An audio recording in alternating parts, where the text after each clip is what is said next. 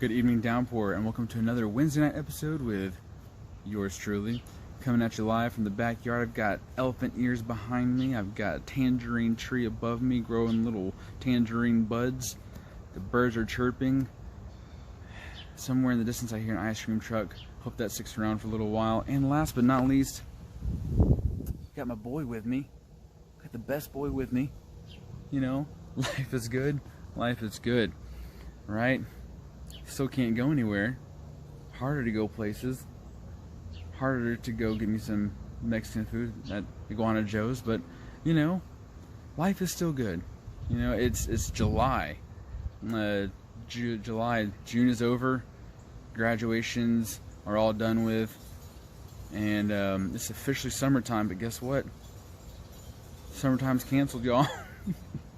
I saw a tweet saying it's the summer of 2020 is closed. Try again next year, because we don't know when we're going to be able to go out and do stuff. We don't know when we're going to go on vacations again. Maybe your family had a vacation and you guys had to cancel it. Maybe you had plans for a road trip or for a weekend getaway. That's trash. Sorry, guys. But I mean, and the worst part about it, I find, is that we don't know. Like, we can't even plan for when we can go somewhere. You know, it's like, oh, can I make a trip before the summer ends? You don't know, because things change from week to week. It changes from month to month. Hope you guys can still hear me. It's getting a little windy outside, but we're gonna keep rolling. All right. Anyways, so I've got a short video for you guys if you guys just want to stick around. And during these uncertain times, and I'm sure we're all sick and tired of hearing the term uncertain times, but I feel like it's very poignant right now. But it's not fun living in uncertain times. And during these times, I feel like you hear the verse Jeremiah 29:11 tossed around a lot. Jeremiah 29:11 says something to the tune of, "For I have plans for you, plans for prosperous future, for hope and not for despair."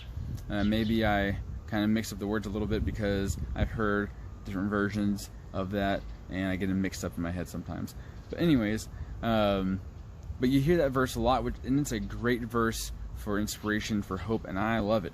However, I don't know that we often get the context behind these verses that we hold dear to our hearts and that we look to for hope and for inspiration, and for a bright future.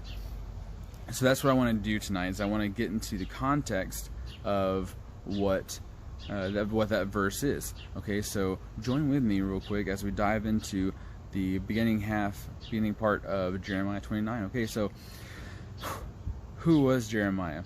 Jeremiah was a prophet, and he was a prophet for the Israelites. And whenever the Israelites, during this time, during chapter 29, the Israelites have been exiled out into Babylon, and life has changed for them dramatically. They're in a new place. They have new customs, new rules. It sounds like us, right? New customs, new rules. No longer a normal life, right? And they don't know when it will be all over. They're not sure when life will get back to normal for them. And so Jeremiah gets a word from God, and because he's like, what do we do, God? What do I do? You know, how are we going to get out of this mess? You know, because Jeremiah knows that God has gotten his people out of messes over and over again. So this is what God says. So Jeremiah's like, all right, God, how do we get out of this one? Let me know. Give me the good news. And God says, build homes and plan to stay. What? Build homes and plan to stay. That sounds familiar, right? Yeah, no, you're stay at home.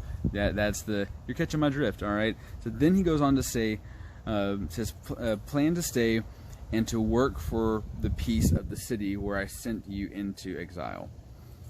So he says, build homes and stay, and work for the peace of the city where I sent you into exile. This was not the news that I'm sure Jeremiah was expecting to hear. He's planning to stay, so he's like, all right, cool. Like, how long? You're thinking, like, okay, I see what you're doing, God. Testing us again. How long are we going to be here? And God says, you will be in Babylon for 70 years. But then I will come and do for you all the good things I have promised, and I will bring you home again. That was kind of like my, if James Earl Jones played God voice. But 70 years, oh man, 70 years they had to stay in exile in this different life, in this different way of life. But then he says that I will bring you home and do for you all the good things that I have promised. But 70 years, guys, that is such a long time. Guys, I can't even wait 2 minutes for my Hot Pocket in the oven, or microwave, I'm sorry. Who uses the oven for Hot Pocket? But I can't even wait that long. I can't imagine having to bring this news to his people, saying, stay at home, work for the city you're exiled in, and you're going to be doing this for 70 years. That's in Jeremiah 29:10. Okay, then that brings us to the famous. That brings us to the famous Jeremiah 29:11. For I know the plans I have for you, says the Lord. They are plans for good and not for disaster, to give you a future and hope. And this is the promise that we read during these uncertain times.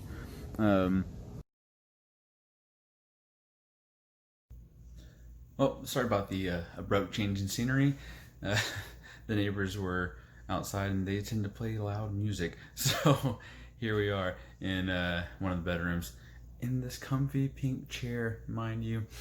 All right, so where were we? Yes, okay. So there are 3 things that we need to remember while we are in this time that we're in, while we're in this season that we're in. And maybe I say we, as in like the country right now, because things are kind of up in the air about, staying open and all that kind of stuff. But this could be specifically for a situation that you're in, something that I may not specifically know about, but that can apply. So let's remember 3 things about being in an uncertain season, a troubled season that we're in. Okay, the first thing is that good plans can take time.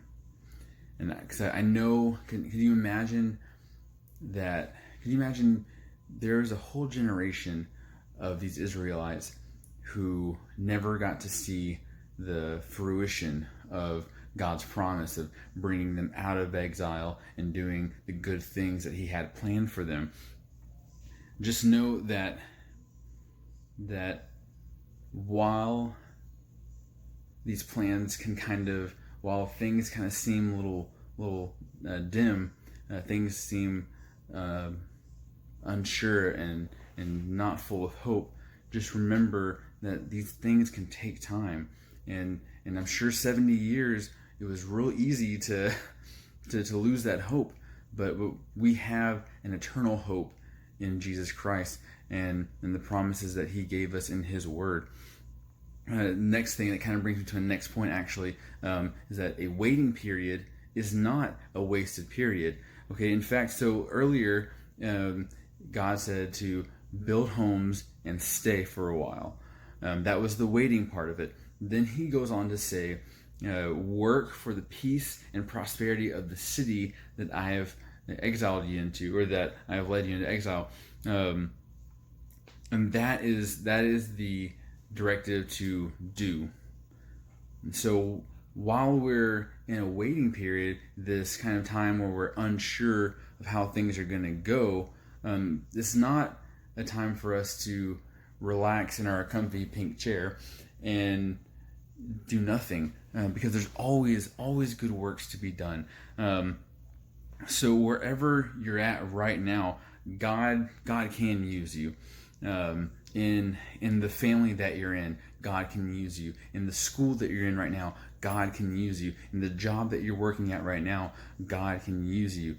Wherever you are in life, waiting on the next step, waiting on that next chapter in your life from God, you can be used. It's a day-by-day kind of process. Matthew says that don't worry about tomorrow because today has enough worries of its own. Isaiah says that strength will rise as we wait upon the Lord, and the way that strength rises is through our praise and our worship, and through reading the Scripture, guys. It edifies us in the spirit, and it keeps our hope up, and it keeps our strength up. The last thing is that though against everything that the world is throwing at us, against everything that the media tells us, we have to remember that His plans are good. His plan, because we serve a good God, and it would be impossible for a good God to make bad plans. But that's why we have the Word, is to show us. It's a lamp unto our feet. It's not this bright shining light.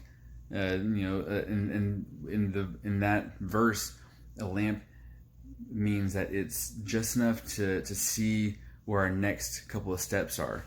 We're not always promised to see what will happen at the very end, or how long it may take, but we know that Jeremiah 29:11 holds true, and it's that God does have a future for us. He has a plan for our future, for your future, and not only that, but He has hope for us. He has hope for our future. I'm not sure where you may be at specifically in life, and how much hope that feels like. Maybe you don't have hope that you'll ever be able to go to a theme park again, or not have to wear a mask out in public. But there's hope. God has a hope for us. He has a hope for you. So it may not seem like everything is working out right now, but continually trusting God and serving Him day by day is the key. And if you do that, we're gonna see the other side of this thing. We're gonna see what God has in store for us after this, and I'm excited. I know, for instance, I know that He has a plan for us to meet again, which we do have something kind of in the works, an event in the works. So please keep your ear to the ground for that. Stay tuned. We'll probably announce that on Instagram and definitely Band. So stay tuned and plugged in with us, because hopefully in the next couple of weeks we'll have something. So you have that hope for our future as Downpour. So anyways, I hope that these three things can encourage you. God, good plans take time. God's good plans take time. Waiting seasons are not wasted seasons, and that His plans are good. These are three things that we can hold on to, and of course, the context of Jeremiah 29:11 and the verse itself. So, guys, if you have any input, please drop a comment below. It helps build us up as not only a church body, but as fellow believers, but as a youth group as well. If you have something to add, guys, I'm not the end all say all to this. The Spirit of God knows no age, so please add to the conversation. All right, we love you guys. Take care.